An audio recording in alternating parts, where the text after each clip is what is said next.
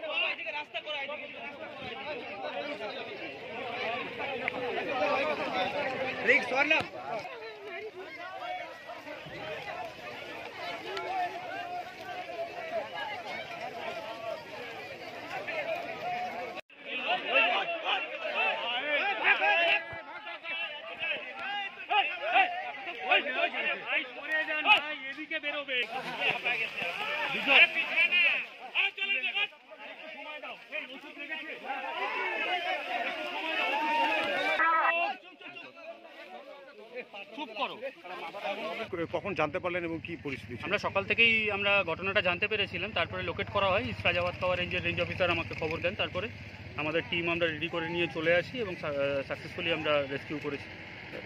Sir, এটা কখন বেরিয়েছে এবং কোন এলাকাতে ঘোরাফেরা করছিল? এটা ঢালকর এরিয়া, আমাদের পূর্ব রাজাভাতখাওয়া রেঞ্জের আন্ডারে পড়ে। তো এটা সম্ভবত চেকর জঙ্গল থেকে বেরিয়েছে।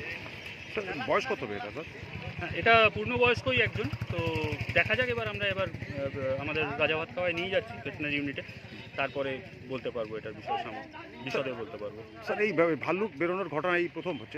এই বছরে এটা প্রথম আমাদের এখানে।